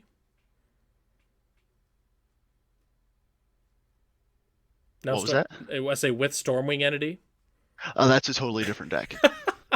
I feel But like that deck was sweet too. when I think of like three cards that you play, it's like Monastery Swift Spear, Stormwing Entity, and then like some other like red card probably, or even Siege Rhino now. Like Lightning Bolt. There's Collected Company. Stormwing Entity is an underrated card. That card's sweet. That card's so good, dude. I tell you what. I can't count how many times I killed Nate with that card when I started playing that deck. it's a very good card. It was also like people were playing that in Modern for a while too. I mean, like it's very strong. I definitely like the card. Like I don't like, play blue, and I would play it. If you're in Modern, you can just like go turn 2 Manamorphose, make red blue, play Stormwing Entity, scry 2, and then you have a 3/3 flying prowess on turn 2. It's pretty good. Yeah, it's another reason why Gitaxian Probe needs to stay banned. Oh my god, Yeah. Stormwing. Oh my god. Yeah, that's pretty good. Yeah, that's really good. But I mean, we still have Manamorphose, Gut Shot, you know. There are other ways to do it, but like Probe is just free. Like Yeah. Yep. It sure is. Solid point. But all right, Ryan, we'll have you go next. Yeah, I appreciate that we're doing the intros at the end of the podcast. Oh, you like that? Yeah, no, you got to mix it up a little bit. Well, this is the roll call. We're like a bad 90s boy band, and the Oh, roll call okay. is always at the end of the song. Is that how it works? I didn't listen to 90s boy bands. We Okay, well, we know that is You're at more best than a lie. You were more of the 70s and 80s boy bands, right? Oh, Fucking I'm not boomer. that old. Cody and I are the elder statesmen on this podcast, though. Yeah. I have been playing Magic off and on since like Invasion Block 6th edition. Started playing more competitively in 2011, I want to say, Scars of Mirrodin era. Won a state championship in 2014. The Wait, playing... really? 2014. Yeah. Michigan Oh, yeah. You state guys didn't know champion. about. I'm playing a Boros red devotion deck. I'm a big red player. I've been to a bunch of GPs and invitationals. I really love red decks, particularly blue-red decks, much like Hunter. I play a lot of Arclight Phoenix and Pioneer. Just have always loved counterburn style decks. Yeah, so that's me. Can't put my finger on where I might have got that from. It's just really Yeah, it's interesting. weird. It's almost like you're a protege. All right, Cody, we'll go ahead and have you go next. Sure. I kind of have a bit of an off and on story, honestly. I got introduced to Magic in it was either fifth grade or sixth grade when I was really little, and it just got really popular at my school, and everybody kind of had cards and they're playing. I don't even know if anybody knew how to play, but everybody was playing them anyway. And so I just decided I was like, really like the art, really like the look of the game, and it looked fun. So I gathered up some cards and whatever. I don't even think I ever actually played a game, but as fast as it came, it went. People just kind of stopped after a few months, and one of the guys there did have Chaos Orb though. That was kind of sweet to see. Oh baby. um, yeah, so I stopped playing then, and then I came back to it. Um, it's funny actually. I came back to it because I moved to Michigan to Grand Rapids. I only lived there for a few months, but my mom's husband's son So played you. played. Okay. No, not me. She got remarried. Um, had magic cards, and he was like, "You want to play?" And I'm like, "Oh yeah, I haven't seen Magic in a while." So that's the first time I was actually like playing. So he let me use some of his cards, and we played. And this was so when I was in fifth, sixth grade, whenever that was around. I think the current block was like Arabian Nights or something like that. Yeah. It was around that time. And then when I came back into it in Grand Rapids, it was during the first Kamigawa. And then, so I played with him for a while, and then I moved back to Minnesota and stopped playing again. And then years later, I was with a girl at the time, and she knew that I had played Magic in the past, but I hadn't played in a while. And one day she just came back from Target with a couple like or some like like dual decks or something like that. And she was just like, "Oh, you said you used to play this, so I thought it was something we could do." And I was like, "Sure, why not?" And then that's when I really started getting back into it. And I discovered a local game store, and I started going there, and that made me, kind of get into the competitive thing, and that was during Theros block, and then ever since then, I've just kind of, it's become what it becomes for all of us, I guess, An lifestyle. addiction Yeah. They call it cardboard crack for a reason. I mean, or it makes sense. or a fucking reason, my man. So Yep. okay, fair enough. So I know I've talked, at least it's been a while, but I know in detail about my Magic career. Which, for those who want to go like real deep into my channel, there's a playlist called like Crane's Chronicles where I've kind of talked about some of that stuff. But at least to keep it brief for me, so I've been playing since Origins, which was 2015. Been playing very consistently ever since then. I've really not taken any breaks or anything like that. My dad played back in the day. He played from Stronghold to about Judgment. I want to say Judgment. No, what were the original fetches in Odyssey? Onslaught? Onslaught. Okay, he stopped right before Onslaught. He should have just played for one more set and gotten a couple fetches. But anyways, Yeah, dude, no kidding. I know Those things are he worth only pretty had penny now. Guru lands. Like, he didn't really have anything good. So Oof. but anyways, so my dad had cards, and a lot of people at school were playing it, and I was like, I'm super into Pokemon, and I'm like, oh, it kind of seems interesting, and then it just kind of went from there. Started going to like tournaments and stuff like that, like local FNMs, and then that kind of grew into going to PTQs and stuff like that. And I don't know if I've really ever talked about this, but I almost kind of quit like competitive Magic at one point. I was like, I've been playing a lot of like, brews, which it's not any different than now, but worse brews than now. And, I'd considered like maybe, taking a back seat on competitive Magic. Like I'd always like, I can't tell you how many like win-ins for top 8 I lost in a row. Like I lost like 5 or 6. Like it was like last round, if I won, I was in the top 8. And I lost like 5 in a row. And I'm like, man, like I don't know, maybe this isn't for me. And like my last weekend was going to be SCG Baltimore. Like that was like my like last hurrah kind of thing, and put it on the back burner. And then I ended up losing my winning in to day 2. Weird, that never happens. And then the next day, I was like, all right, I'll just play in the Modern Classic. And ended up losing in the finals, which was crazy. I was like my first like real top 8 for the most part. And then it kind of like reignited that passion a little bit. And then obviously just kind of kept playing from there, playing a lot of competitive Magic. And now I don't play as much competitive Magic. Obviously do all the content creation and stuff on here since I started that. But yeah, and then with colors and stuff like that, obviously I play green. I mean, like every other deck that's on the channel is like a Gruul pile. At this point, I'm scraping the bottom of the barrel. I have a Gruul Satyrs deck that's waiting in line to be featured on the channel here. So that is scraping. Oh yeah, it's real bad. Lord. Let me tell you. Yes, I didn't do the color. Did we all say our colors? I think you're the only one that didn't. Oh, okay. Well. Yeah, dude, get with it. Damn. I guess I would say probably black and red, but I genuinely like playing every color of Magic. Oh, that's fair. So. Yeah, so it's weird for me. Like Gruul is definitely like my favorite color pair. But like my first love was Selesnya. Like I played a lot of Loam Lion, Voice of Resurgence, Wiltleaf Liege. Like I love Selesnya. Like I just really like the play patterns on that. I've always been a big fan of that. But yeah, I mean that's at least the gist of my Magic journey for the most part, which honestly how this podcast kind of came to be was like I had moved to northern Michigan, and then that's where I met Caleb through my wife because they were co-workers, and then moved to Gaylord, and then that was Caleb started playing here at the local town where we live, and then that's where I met Hunter and Ryan, and then Cody, who moved to Michigan, then started coming and playing at a local store that had opened up too. So that's we've kind of came full circle from that. Yep.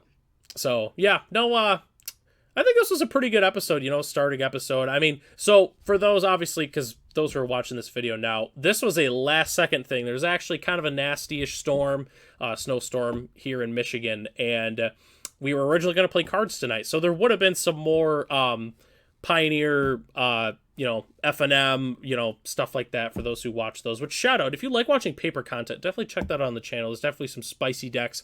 I think by the time this video's uploaded, I believe that the first round of the Cube draft should be up by then, which... Yes. I don't even want to talk about that. Yeah, you do. I'm excited to watch that. Which at least one of those videos will be up for sure. Probably at least 2 of them by the time this comes out. But yeah, I think we plan on doing this weekly for sure. We haven't really picked a day, so at that point we'll try to, I'll try to pick a day to upload this every day and that kind of thing. Definitely try to get one done in person at one point. That would be pretty sweet. That'd be cool. Well, maybe we do it before games, before we play. We could do that. Good. Or we could do it after, and then I'm like salting off because Cody drew his third subtlety, and I'm just like, fuck this shit. Yeah, it's actually a good idea to do it after, because then we can kind of talk about our games. Caleb scammed me 6 times in 2 fucking games. So I didn't realize that Okay, so griefs where are are lighter Magic cards because they just rise to the fucking top. There's nothing I can do. So where are you gonna post this?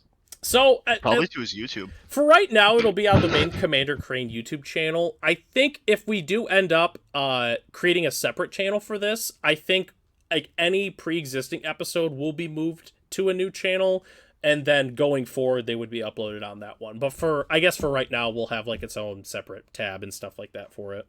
Which I kind of had a podcast-ish thing going on for a minute. It was the Gruul Turf podcast, but essentially that was just me just rambling on about just random things at the time for the most part, which I haven't done one of those in like forever, so at this point it's pretty irrelevant. Well, having us 4 here just makes it better, like by comparison already, so you might as well just do away with that other one. Right. If it's gonna be on YouTube, does that mean we're gonna do a video one of these days? I mean, yeah, we could.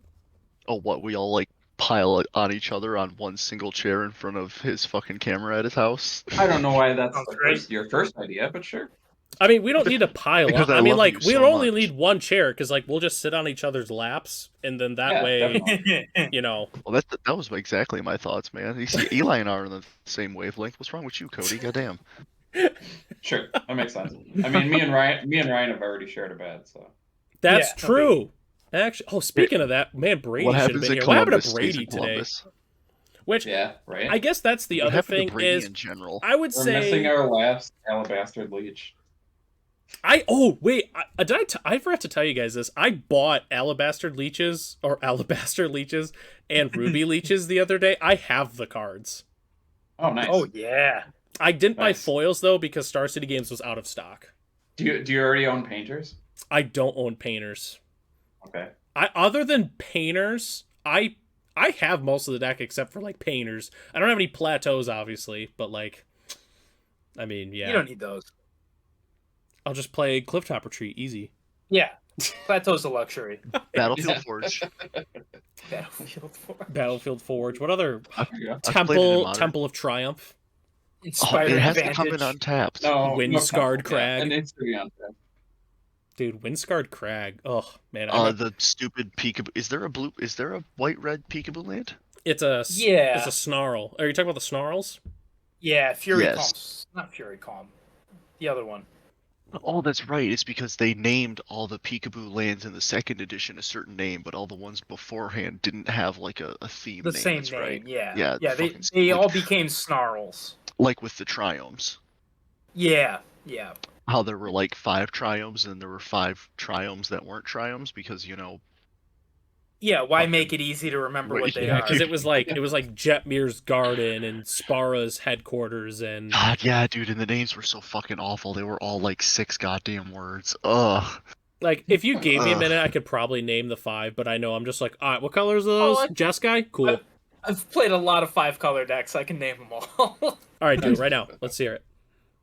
Jetmir's Garden, Xander's Lounge, Spara's headquarters, Rafine's Tower, Yeah. Ziator's Proving Grounds. Yep, there you go. Yep. That's all of them. I don't think I've ever actually like played one of those lands because I mean I'm 2-colored. Like it's not Gruul if there's more than just that. You guys want Right. to see something even more impressive that Ryan can do than name the stupid fucking not triomes? Don't put me on the spot, man. What am I Ryan. on trial? Ryan, Yeah. pronounce Asmo. Oh God, it's been a hot minute. Asmore. Oh God. I used to know this like cold. Look up the card. Yeah. I can't do it either. Asmorana Marty Katastina Koldakar. Jesus Oh my Christ. God. He says it so smooth, dude. I don't understand. So Asmorana Marty Katastina. not that it's You as just gotta look at it for a little bit. It's easy. the Yeah, I see, just gotta Sure. stare at it for the next You 3 say so. hours, high as shit, and I'll fucking remember. Yeah. see, this is not as impressive as that, but I can always pronounce loathsome Katoblipas. Nice. What really got me was you pronouncing it's Quinth. It's Quinth, yes. It's Quinth. That card Yeah. took me a hot minute. I'm like, what the fuck is that card with the baby dinosaur? Dude, it's almost like R&D is running out of names. Same with like for Pokemon, how they just keep like coming up with garbage designs and names. Like we're starting to get to that point of Magic. Flittle. Smalliv. Yeah. Those are real Small. names too. Yeah, the first time I Small. seen Asmo, I'm like, what are they doing? Well, like, what's the point of this? What are they getting at here?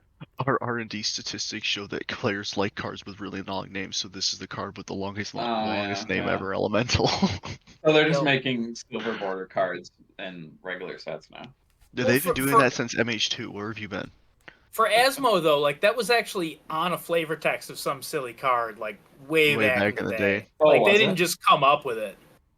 Oh wow. Yeah, because I remember during the teaser they had said that a card like referenced in flavor text from like 100 years ago was actually going to get its own card, and there was like Yeah. basically there was like 2 different cards, and that was one of them that could have gotten it, and like that ended up being the one. Which they do that a lot. Like they do that with Turok, Dread Yep. Cantor. Like that one got a card, and then like Did they not also print the Underworld cookbook in the same set, right? yeah, In yeah, Modern Horizons. As yeah. Asmo, yeah. yep, Asmo food. Yeah. hmm Yeah, there was Seth was always playing that for like a while. Like he was playing that Asmo food deck, and then every time he Yeah, I know. he played it, I always had turn 2 Blood Moon, and then I would Stone Rain his Saga and play. I don't think I've I would ever- always have. I would I always never have understood- Blaze. I never understood that deck because I've like never lost to that. I don't get how that deck was good. It just Same. seemed really bad to me. I think it just had recency bias where everybody's like, "Oh my god, these cards are so good" because they're new. It's the new Hogak. Yeah. It's the new. It's new The new Hogak was Boros Convoke. Like people were just doing that. They're like, "Oh my god, this deck's broken," and then it's like, no, it dies to one end the festivities. Yeah. Right. Like Yeah, you Seth- play that. Seth would always be like, "Oh yeah, turn 2 Asmo, do the thing," and I'd be like, "Yeah, fetch, shock, searing blaze, it's dead. You take 3." Oops.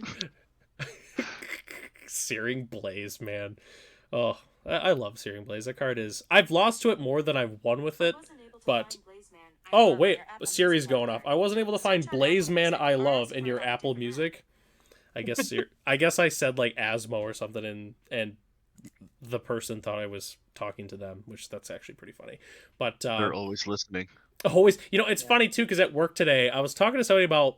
I don't know how we got on the topic of like Star Wars Funko Pops, but then they like went on to like Twitter or Facebook like 20 minutes after that conversation, and that was an ad that popped up with Star Wars Funko Pops. There was a day I was watching a UFC card on the weekend, and I had my phone playing the stream, so my front-facing camera was facing me.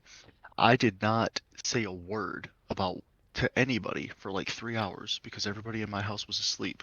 I was simply drinking a Modelo in front of my camera. I scrolled Facebook later that night, and I had Modelo ads. Yep. Insane.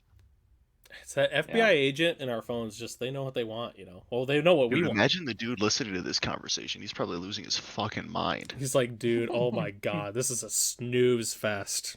Like, Yeah, remember when podcast sucks. remember when the ending was supposed to be like 30 minutes ago? I remember that. Yeah.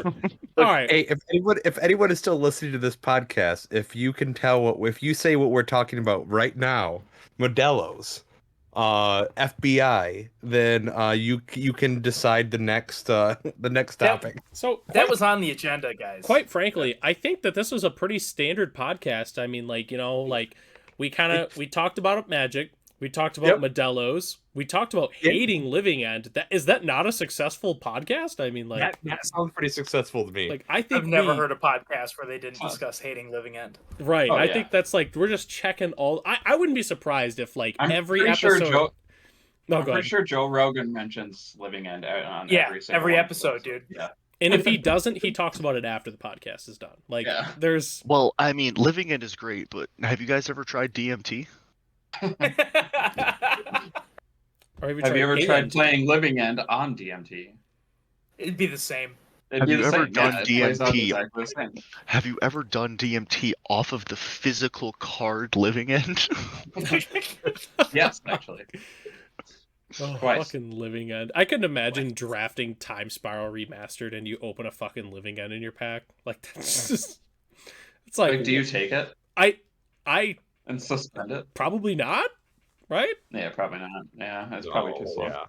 Like it's not like that's just like the slowest board wipe. Like that's just damnation at home.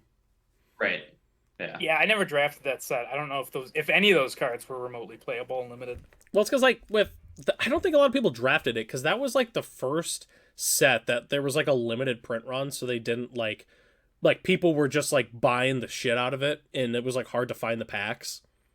Like I feel like that was like one of the most recent sets that did that. Like obviously like not including like Secret Layers and stuff like that was like an actual set.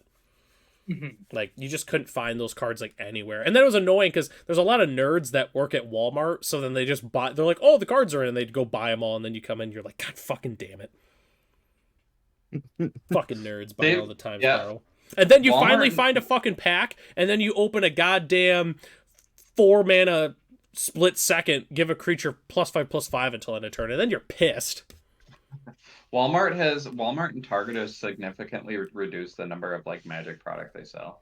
Have you noticed that? They sell like nothing now. This is why, public service announcement, buy the singles you need and save sealed for sealed formats. I need singles, 100%, but they could be in the box. Yeah, Could be anything. I could get Could be anything. a with single. that. Could even be a boat. I know it's like it's so funny too with like Could that even mindset need. is like with Lost Caverns of Ixalan. Like I spent probably maybe $80 on everything. I technically have like a couple cards to buy. So let's even throw in a place at a Bonehor Dracosaurus. That's $140. That's the exact same price as a box. So I literally bought every single I needed, and it's the exact same price as a box. I don't know how many times I've seen people like, oh man, I really am looking for this card, and they spend like $50 trying to open a $20 card. Yeah. Or Yep. the Buy best the goddamn thing card. is when, I'm not saying every Commander player is like this, but when they're like, oh, Modern is so expensive. Anyways, I'm going to go into my LGS every Friday and I'm going to buy 2 booster boxes, like, until eternity. Right. Just say it, man. Every Commander player is like that.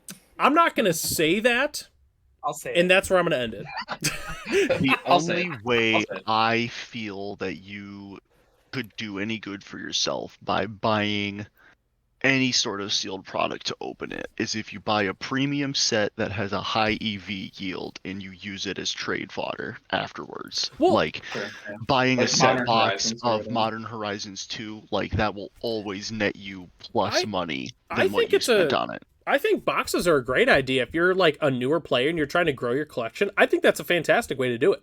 I do. But past that, like other than just like, yeah, I just want to crack some packs, let's do this, which I understand that urge, believe me. But past that, it's like, is there really another reason? Other than like I know Caleb, like you bought a booster box of Lord of the Rings because you love Lord of the Rings, and that's a 100% perfectly fine reason. The best way to buy sealed product is to buy a box of something either you love or is going to hold value, like MH2, and just never open it and just let it sit in the corner of your closet or whatever. Okay, Be a Rudy. decoration on your shelf. I'm just saying, like, Dude, if you really want to buy sealed product, I think that's probably the way to do it. I'm gonna buy 1,700 cases of this new set that's coming out, and I'm not gonna open it until 2069 because I'm not Tonka saying do memes. that. Dude. I mean, no, that's like douchebag behavior. I'm talking about buying like a box just to like, you know. Dude, speaking of Turn it Rudy, over later. like the last video I remember seeing him post was like apparently he's like investing in like Lego and stuff like that, and I'm like, oh my god, and like I cannot stand that dude. He's so fucking annoying. I think he got screwed with Pokemon because he went like all in on Pokemon, and like now it's just like rotting on his shelves. Well, like, it's because, like, I don't care what anybody says. Like, fucking Jerry was talking up Lorcana. Like, you can have these cool, hot, flash-in-the-pan card games, but, like, to this day, Magic the Gathering, other than, like, you know, poker, blackjack, and stupid stuff like that, is Go gonna fish. be the... Yeah, right?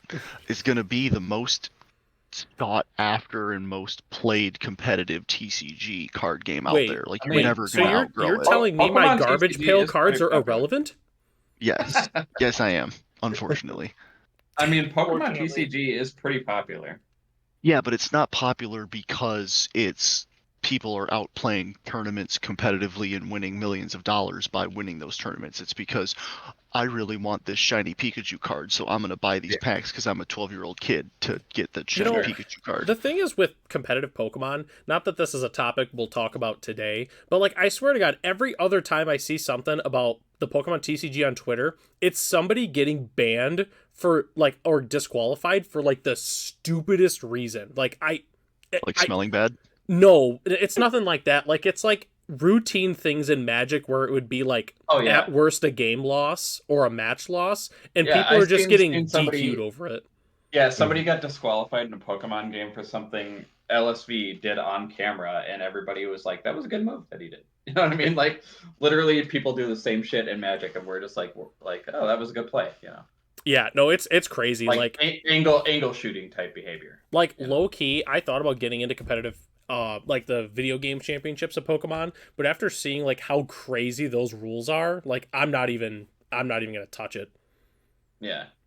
Yeah, so do you remember we were talking about when LSB did the settle the wreckage trick where he grabbed the token, you know? Oh, so good. Like that was somebody got banned in Pokemon for doing literally like the same thing. But that's like just something that you do in competitive card games across the field. Like if I'm playing blackjack and I get dealt a fucking 14, I'm gonna sit there and play it like I have the best hand in the goddamn world. Yeah, I think when it comes to Pokemon though, it's definitely a game geared more towards like the younger audience. So I think they whiny don't want babies. them to lose in that manner. I think you what's know? crazy Yeah. too with the last thing I'll mention with like do that is there was in Yu-Gi-Oh a couple weeks ago. I think it was a couple weeks ago. Somebody got banned because so you know how the joke is like with your deck you should have like infect tokens and like Karnstructs and goblins and elf and all those tokens so you like your Who brings opponent's tokens? like what? What? I said, who brings tokens? Right. But Yeah, anyway, nobody does that. but you should like have all Library those in your deck box so your opponent doesn't know what you're playing. Someone actually said that they do that at Yu-Gi-Oh tournaments where they just like keep tokens in their box. And he got like a ban, like a temporary ban. Yeah. Eaten. Like a Yeah, it's joke, dumb. like a next level thing in modern is just like they're like, "Oh yeah, you're banned for like for a short time." Right. So back to Magic being superior. Back to Magic being superior. I'm gonna 0 mana kill your shit, make you cry. Which man, all right, I'm about to get on a tangent of Unholy Heat, so I think we gotta cut this episode here. So, but all right, well, I think this was a pretty fun episode. I feel like we covered a lot of things, kind of set the ground of what the future episodes are going to kind of look like here. So, but I guess if anybody Rambling has like a bunch any of fucking idiots. ideas in the comment section below that they want us to talk about, obviously go ahead and drop those in there. And obviously we'll view it for sure, and we'll definitely consider that in future episodes here. So I guess, does anybody have any closing thoughts or anything? The next topics we should cover would be like different pet decks that are tier 2 or worse that we still love to play in different formats. I like that. I could dig that. Yeah. Sweet. Ryan, Storm doesn't count. Storm counts. Fine, then Scales doesn't count, nerd. tier 2 pet decks that people like to play. That's like my entire collection. Yeah. Yeah, so anyway, Hey, there's this that's dinosaur. So guys, they printed this dinosaur / dragon in the last set. Yeah. Do you guys know it's a dinosaur and a dragon? It's everything I wanted. It goes into literally every one of my decks. You can commune with dinos into it and then reveal it for Invasion of Tarkir. That's the next level. Is I just played both of them. Yeah, there you go. I just He played turns Chain. Draconic Roar into a Searing Blaze. If we're doing this, Eli can only choose tier 1 decks. What tier? Yeah, yeah. I think the only actual tier 1 deck I own in like any format is I have Mono Green Devotion and Pioneer, and I think and I have like He never I don't plays even it. know. I don't even know if that's tier 1 anymore. and I have like 95% of like Mono White Humans in Pioneer, but like in Modern in its heyday, I never owned an actual tier 1 deck. Like I never did. Like the closest deck I played was when Ponza was like tier 2. Like that was it. Sure. And then in Standard I had like Steelleaf Stompy, which I guess was like tier 1.5, because it was like that was when it was like Rakdos aggro, and then it was like Esper control, and then like Steelleaf Stomp. It was like the next deck. Yeah. So, but that's about the closest thing. So, but all right, we're wrapping the episode up for real. It's like the 4th time I've said this. So, thanks for watching this episode, and we'll be sure to catch you in the next one. Peace. Yo. Peace.